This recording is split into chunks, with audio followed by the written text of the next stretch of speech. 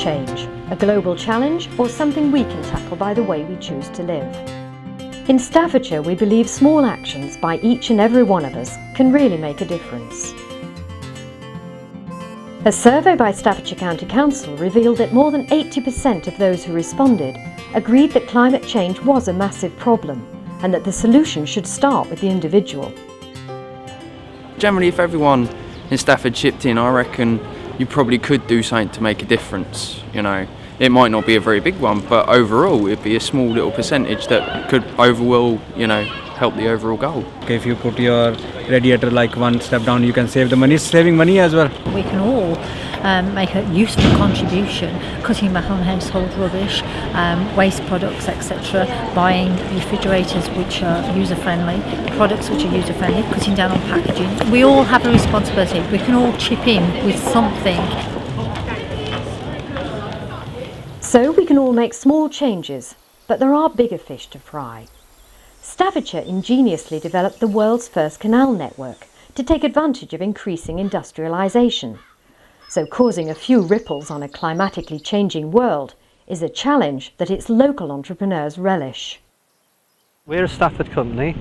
We've been developing the biomass generator that we've got working here for 10 years.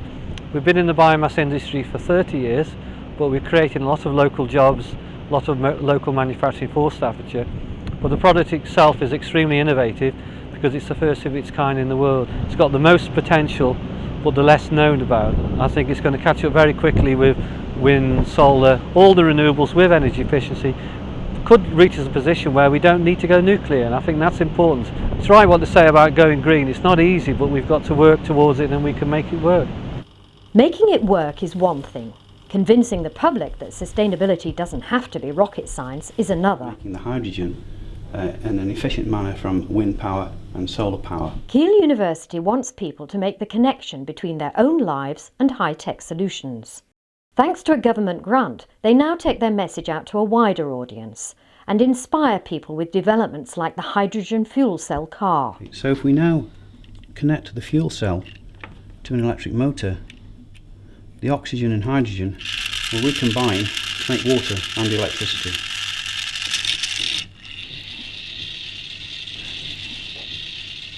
We do a lot of public outreach work, getting people to embrace environmental citizenship, and then we're also doing research at a high level into new, more environmental technologies.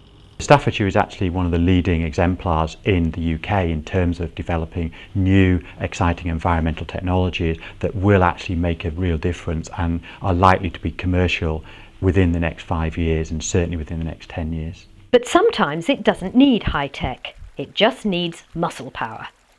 Rodbaston College staff and students care passionately about their own local ecosystem, and they've built a sluice to protect some very valuable land.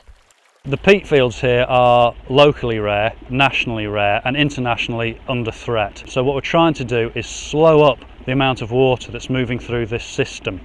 If we just allowed them to drain, they would eventually dry out and hold no life whatsoever.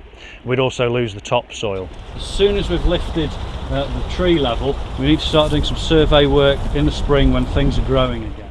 By slowing the water up and keeping them damp, we are increasing the invertebrate life in the water, and that is the basis of a whole food chain, but also the invertebrates that are held in the surface of the soil. So that's going to benefit all the waders like lapwing, snipe and other waterfowl.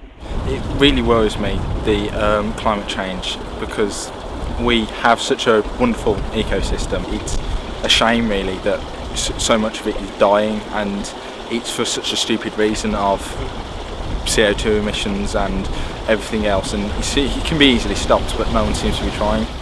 It's that personal responsibility that Staffordshire County Council and Sustainable Staffordshire are trying to promote. Eco-schools are a way of encouraging the environmental champions of the future to get dug in. Before we started the eco, there was probably not many plants and trees, and the St Mulston's Walk used to be a ditch until it was turned into a nice walk. Well, in the last 10 years, we have gone from just a few of schools with really inspired by a few dedicated teachers to a situation that you've seen here at St Wolston, where the children are taking it on and taking the lead. They are interested, they have heard, they've seen what's on the television, and they're taking action for themselves. And there are now nearly 200 eco schools. And the minister recently said to me that eco schools are the great hope for the future. I think they are. They are where children will learn the things they need to know and try things out when they're still young, which they can carry into adulthood. Wildlife trusts engage local people in their local environment and teach traditional crafts that will help to preserve the countryside for the future. We're at Staffordshire Wildlife Trust, and today we're coppicing hazel, which can be used for timber to make fencing. It can also be used to create habitats for invertebrates and other wildlife, and it is a traditional woodland management technique.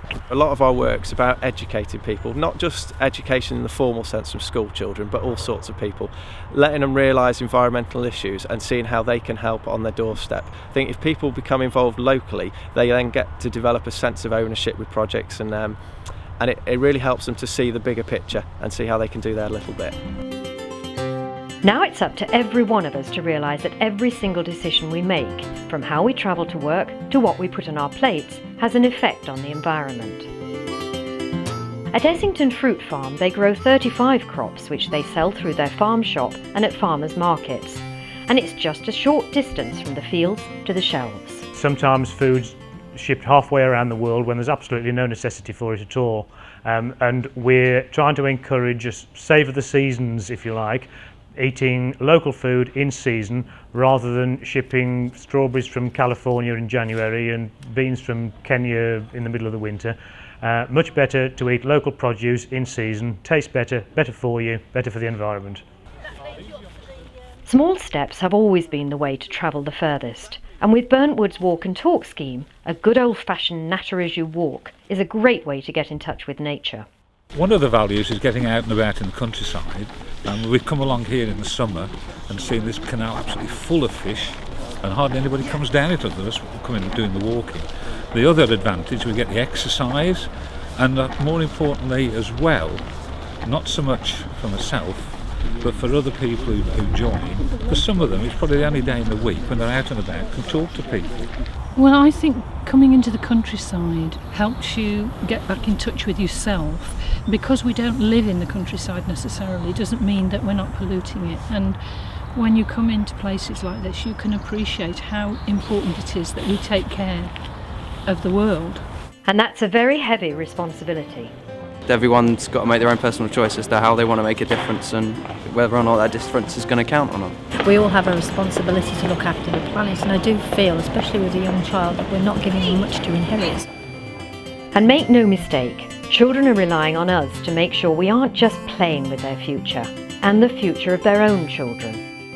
When I'm older and when I have children, I'd like to have ways to get to other countries without aeroplanes polluting the area, and be able to still see the North Pole and South Pole like it is. When I'm older, what I'd want for my children would be for less cars and more recycling and things like that, more trees and energy and things for people, so that when they have children it comes in for them as well and not just me.